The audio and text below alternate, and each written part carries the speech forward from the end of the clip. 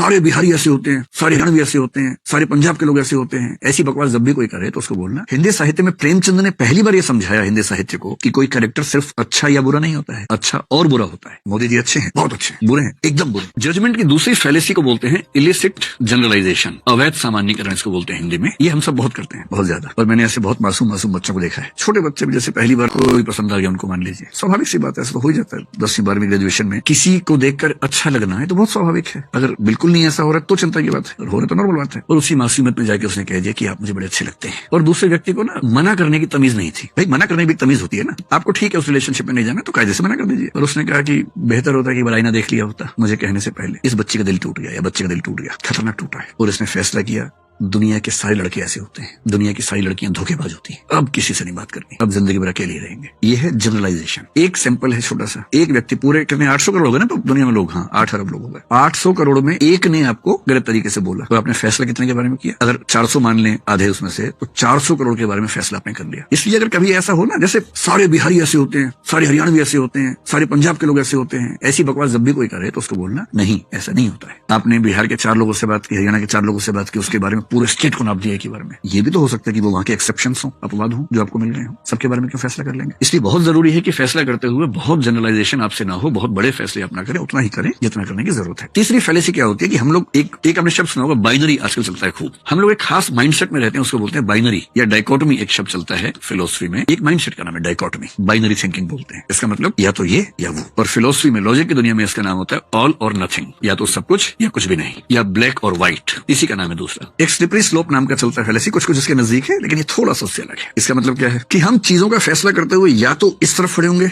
या इस तरफ खड़े होंगे, और हम ये सोचने को तैयार ही नहीं है कि इन दोनों से अलावा तीसरा या चौथा या पांचवा रास्ता भी हो सकता है। ये आदमी या तो अच्छा है या बुरा है, या ईमानदार है या चोर है, या वफादार है या बेवफा है। जबकि दुनिया में, रियलिटी में ऐसा कुछ नहीं होता है। एक ही आदमी ईमानदार भी होता है, चोर भी होता है। ऐसे कुछ लोग हैं जो ऑफिस के मामले में 100% ईमानदार होंगे, पारिवारिक मामले में चोर हो सकते हैं, परिवार में 100% ईमानदार है, ऑफिस में चोर 1 नंबर के। ऐसे लोग होते हैं, बहुत होते हैं। हिंदी साहित्य में प्रेमचंद ने पहली बार यह समझाया हिंदी साहित्य को कि कोई कैरेक्टर सिर्फ अच्छा या बुरा नहीं होता है, अच्छा और बुरा होता है। और मामला केवल प्रपोर्शन का है। कोई 45% अच्छा है, 55 बुरा है, कोई 55 अच्छा है, 45 बुरा है, कोई 65-33 पे है, कोई 72-28 पे होगा, कोई 24-76 पे होगा। इसको हम बोलते हैं कॉन्टिन्यूम की अप्रोच। और कॉन्टिन्यूम का मतलब ये है कि जब आप फैसला करें, हमेशा किसी चरम पर ना रहें, किसी एक्सट्रीम पर ना रहें। मोदी जी अच्छे हैं, बहुत अच्छे हैं, बुरे हैं, एकदम बुरे। ये ड्रामा नहीं करना है। क्या बोलना है? मुझे मोदी जी की ये पॉलिसीज बहुत अच्छी लगती हैं, ये ठीक लगती हैं, ये और ये ठीक नहीं लगती। एक समझदार व्यक्ति की तरह बात करेंगे हम, क्यों एक बहे हुए व्यक्ति की तरह बात करेंगे उछल कूद के? और मोदी जी क्यों, कोई भी नेता हो, आप किसी एक व्यक्ति के अलग अलग पक्षों को अलग अलग स्तर पर देखने समझने के लिए क्यों तैयार नहीं होते? क्यों उसके बारे में पूरा एक ही फैसला कर देना हमेशा के लिए? और चौथी बात जो आपकी उम्र में ज्यादा मैटर करती है वो ये कि जब भी कोई फैसला हो, हमेशा ध्यान रखना है कि जो भी डिसीजंस आपके हैं वो टेम्परेरी हैं। और इसलिए इतनी फ्लेक्सिबिलिटी हमेशा रखिए कि अगर कुछ नए और ऑथेंटिक इनपुट्स मिलते हैं तो आप अपनी राय, अपना निर्णय, अपना फैसला बदल सके। कई बार हम इतने रिजिड होते हैं अपने फैसलों को लेकर, लगता है कि एक बार कह दिया, लोग क्या कहेंगे, अब कैसे बदले अपनी बात को? यही तो साहस है। ये कह पाना कि मैं जो कह रहा था वो गलत था। आज मुझे लगता है कि मैं अपना ही बेहतर संस्करण हूँ, अपना ही बेटर वर्जन हूँ। मुझे अपना ध्यान है कि मैं बचपन के दौर में घोर दक्षिणपंथी रहा हूँ। विश्वविद्यालय में गया तो काफी हद तक वामपंथ का असर मेरे ऊपर हो गया। और आज मुझे लगता है कि वो दोनों रास्ते गलत थे। अपनी नजर क्यों नहीं होनी चाहिए, अपनी निगाह क्यों नहीं होनी चाहिए? मैं क्यों किसी की निगाह के पीछे चलूं भाई? मैं क्यों किसी का फॉलोअर बनूं? अपनी निगाह से देखेंगे। ये कहने का साहस कि हाँ मैं गलत था। फिलोसफी की दुनिया में कांट एक बड़ा महान दार्शनिक हुआ है, बहुत महान। अगर मेरा सबसे प्रिय हो पश्चिम में तो कांट है। पहले वो रैशनलिज्म के रास्ते पर, रैशनलिज्म एक सेक्ट है, एक एम्पायरिसिज्म एक दूसरा सेक्ट है। बुद्धिवाद और अनुभववाद कहते हैं। वो बुद्धिवाद का दीवाना हो गया। इतने में एक अनुभववादी दार्शनिक ह्यूम को उसने पढ़ा, पागल हो गया एकदम कि यार यही सही है। फिर बुद्धिवाद के दार्शनिक को बड़ा बोला नहीं यार ये नहीं, ये सही है। फिर ह्यूम से उसने कुछ चीजें सीखी, फिर बोला नहीं यही सही है। पेंडुलम की तरह बेचारा इधर इधर इधर इधर, और अंत में उसने घोषणा की दोनों गलत है, हम तो अपने रास्ते पे चलेंगे। और उसने उस रास्ते का नाम दिया समीक्षावाद या क्रिटिसिज्म या क्रिटिकल फिलोसफी। मैं क्यों किसी का पीछे लग्गू बनूं भाई? और 20th सेंचुरी में, कांट तो 18th सेंचुरी में हुआ, 20th सेंचुरी में एक आदमी विटगेन्स्टीन, इतना प्यारा आदमी हुआ, कैम्ब्रिज से वो जुड़ा हुआ था, लुडविग विटगेन्स्टीन उसका नाम था। और टाइम पत्रिका ने 20वीं सदी के सबसे महान 100 लोगों ने उसको स्थान दिया। उसकी फिलोसफी बहुत मुश्किल है, समझना बड़ा मुश्किल काम होता है, लेकिन मैं जो बताना चाह रहा हूँ वो जो रोचक बात उसके बारे में, उसने किताब लिखी, टेक्टेटस नाम से किताब लिखी, बहुत फेमस हो गई। इतनी फेमस हो गई कि उस किताब को बेस बनाकर फिलोसफी में 2-3 स्कूल चल पड़े, पूरे सब उसके दीवाने हो गए। फिर वो घूमने चला गया, नदी के तट पे रहने लग गया, फिर वापस आया कुछ साल बाद